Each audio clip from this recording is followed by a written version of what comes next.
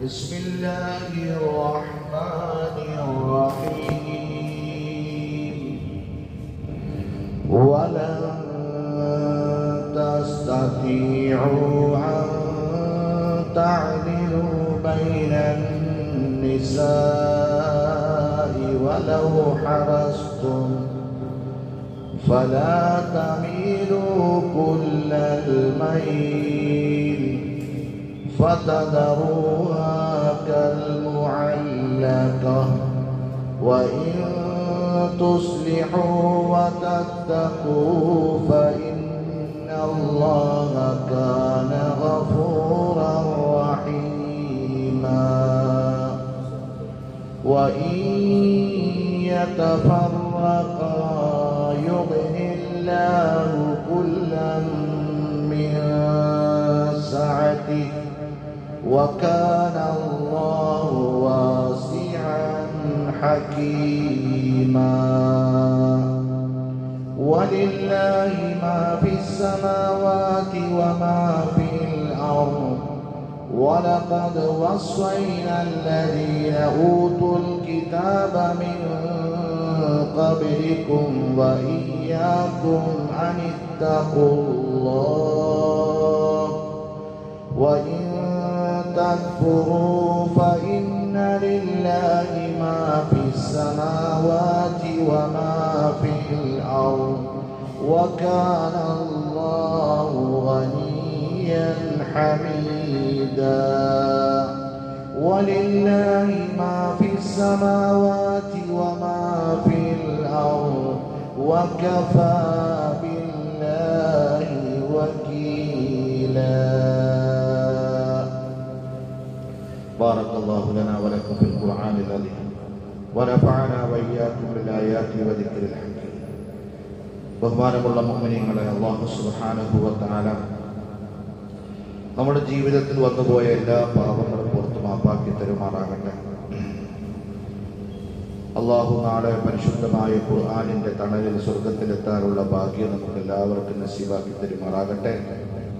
അള്ളാഹുവിൻ്റെ മഹത്തായ അനുഗ്രഹം നമ്മൾ കേട്ടുകൊണ്ടിരിക്കുന്നത് സൂറത്തുൽ നിസാ അതിലെ 129, 130, 31, 32 ആയത്തുകളാണ് നമ്മൾ പാരായണം ചെയ്ത് കേട്ടത്.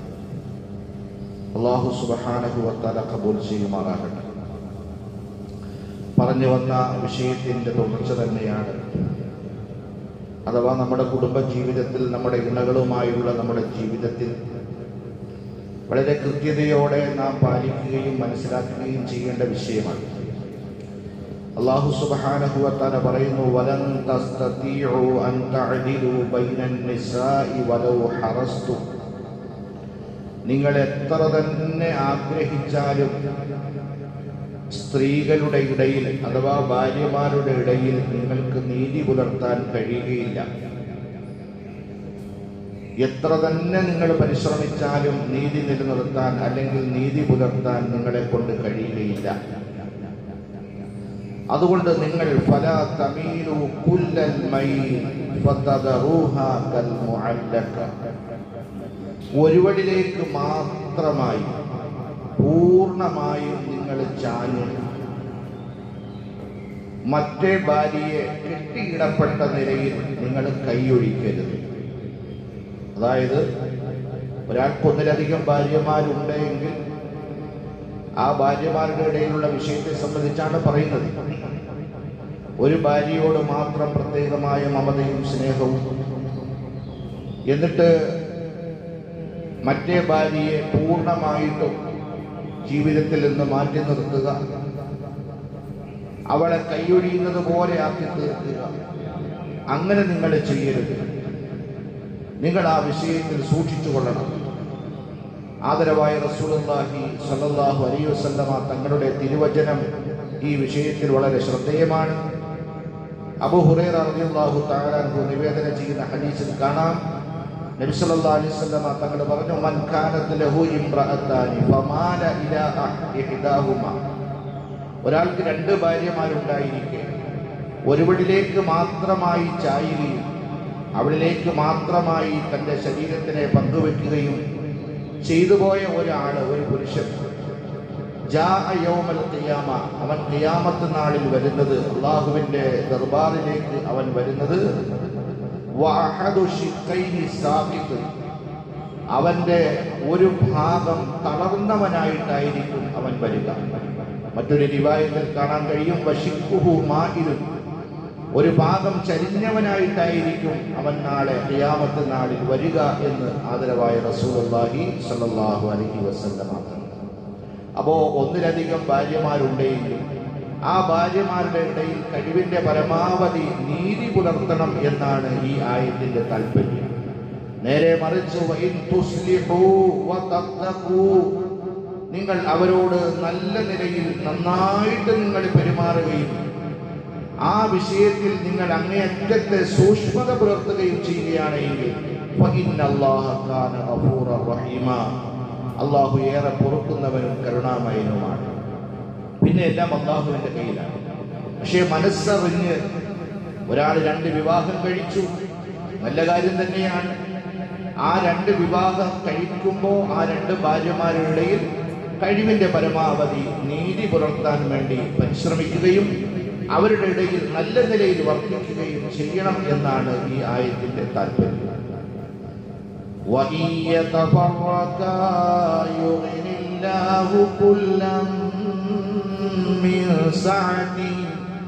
ഇനി അതല്ല, ഒരുവളെ വേർപെടുത്തി 2 ആളും പിരിഞ്ഞു എങ്കിൽ അല്ലാഹു സുബ്ഹാനഹു വ തആല പറയുന്നു, വേർപിരിയുകയാണെങ്കിൽ അല്ലാഹു അവന്റെ അതിരില്ലാത്ത അനുഗ്രഹത്താൽ ഇരുവരെയും സ്വന്തം കാലിൽ നിൽക്കാൻ ഉള്ള താക്കത്ത് അല്ലാഹു സുബ്ഹാനഹു വ തആല അവർക്ക് നൽകും. അതുകൊണ്ട് പേടിക്കേണ്ട കാര്യമില്ല എന്നുള്ളതാണ്.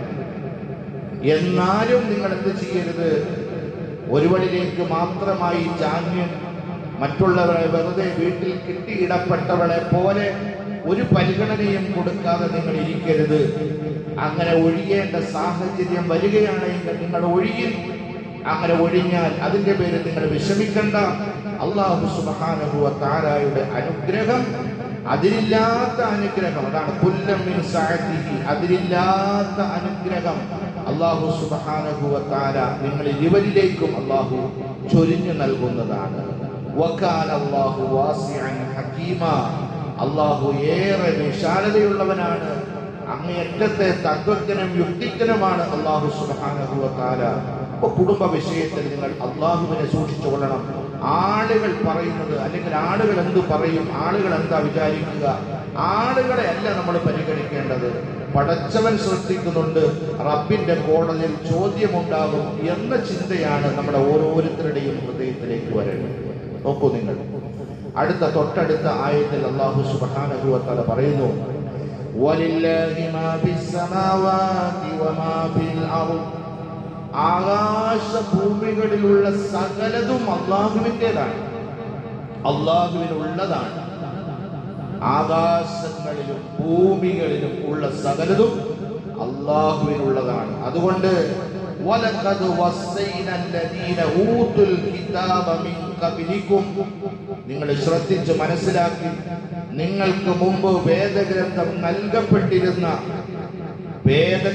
നൽകപ്പെട്ടിരുന്ന വേദത്തിന്റെ ഉടമകളോട് നാം ഉപദേശിച്ചിട്ടുണ്ട്.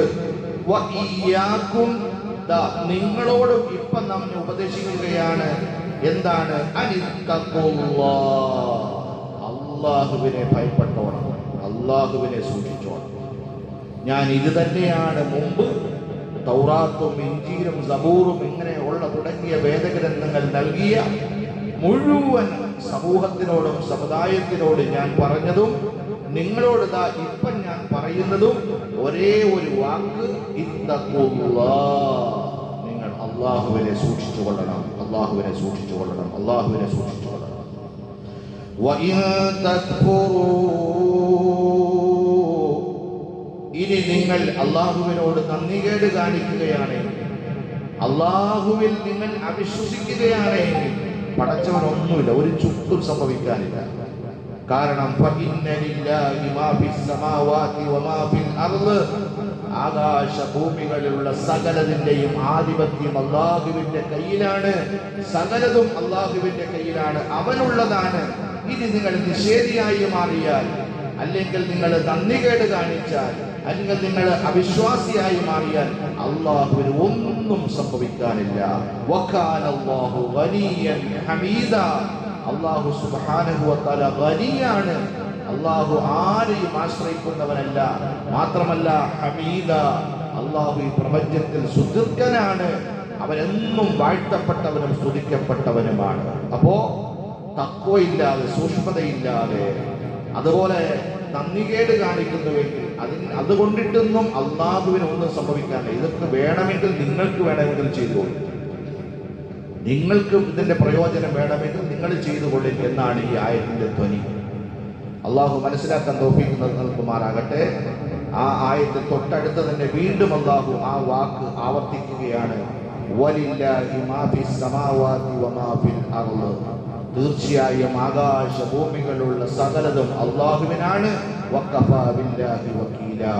കാര്യങ്ങളെ ഏൽപ്പിക്കാൻ ഒരു വക്കീല്, അതിന് അള്ളാഹു മതിയായവനാണ്.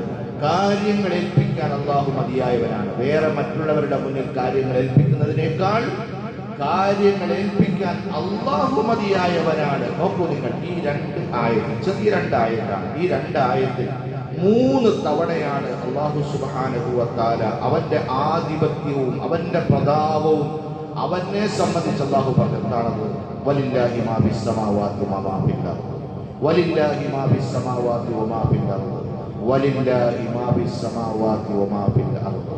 ആകാശഭൂമികളിലുള്ള സകലതിന്റെയും ആധിപത്യം അള്ളാഹുവിന്റെ കയ്യിലാണ്, പടച്ചവന്റെ കയ്യിലാണ്. ഈ ഒരു തോന്നൽ നമ്മുടെയൊക്കെ ഹൃദയത്തിൽ നമ്മൾ നിലനിർത്തണം. അപ്പൊ അതുകൊണ്ട് എന്താ ചെയ്യുക? കുടുംബജീവിതത്തിൽ അങ്ങേയറ്റത്തെ സൂക്ഷ്മത നമ്മൾ പുലർത്തുക. പടച്ചവന്റെ മുന്നിൽ ഹിസാബ് ഉണ്ടാകും. റബ്ബിന്റെ മുന്നിൽ നമ്മൾ നിൽക്കേണ്ടി വരും. നമ്മുടെ ഇണയെയും നിർത്തപ്പെടും. അവിടെ ഒരു കോടതിയുണ്ട്, അവിടെ ചോദ്യം ചെയ്യപ്പെടും. എപ്പോഴും കുടുംബത്തിന്റെ വിഷയത്തിൽ, കുടുംബ വിഷയത്തിൽ, ഭാര്യമാരുമായി, മക്കളുമായി, കൂട്ടുകുടുംബങ്ങളുമായിട്ടുള്ള വിഷയത്തിൽ നമ്മൾ പ്രത്യേകമായി ശ്രദ്ധിക്കേണ്ടത് റബ്ബിന്റെ ചോദ്യം ചെയ്യലും ഇടപെടലും ഉണ്ടാകുമെന്ന് നമ്മൾ മനസ്സിലാക്കണം. വേറെ ആര് ചോദിച്ചില്ലെങ്കിലും, ഇനി ആര് ചോദിക്കാൻ വന്നില്ലെങ്കിലും അള്ളാഹുവിന്റെ ചോദ്യം ഉണ്ടാകും എന്ന ചിന്ത നമ്മുടെ ഹൃദയത്തിൽ ഉണ്ടാക്കിയെടുക്കണം. അള്ളാഹു സുബ്ഹാനഹു വ തആല അതിന് തൗഫീഖ് നൽകുമാറാകട്ടെ. അള്ളാഹു നമുക്ക് നൽകിയ വലിയ ഔദാര്യമാണ്. ഒരു കുടുംബത്തെ അള്ളാഹു നമ്മുടെ കൈകളിലേക്ക് ഏൽപ്പിക്കുന്നു. ആ കുടുംബം വളരെ ഇമ്പകരമായ നിലയിൽ, നല്ല നിലയിൽ, റബ്ബിന്റെ പൊരുത്തപ്പെട്ട നിലയിൽ കൊണ്ടുപോകാൻ എനിക്ക് നിങ്ങൾക്കും അള്ളാഹു തൗഫീഖ് നൽകുമാറാകട്ടെ. എന്തെങ്കിലുമൊക്കെ പാടിച്ചകൾ, എന്തെങ്കിലുമൊക്കെ അപാകതകൾ അത് വന്നു പോകുന്നുവെങ്കിൽ അള്ളാഹ് തന്നെ പറഞ്ഞു, അള്ളാഹു തആല പൊറുക്കുന്നവനാണ്, അള്ളാഹുവിനോട് മാപ്പിരക്കുക, അള്ളാഹു പൊറുത്തു തരുന്നവനാണെന്ന് അള്ളാഹു തന്നെ പറയുകയുണ്ടായി. അഊദു ബില്ലാഹി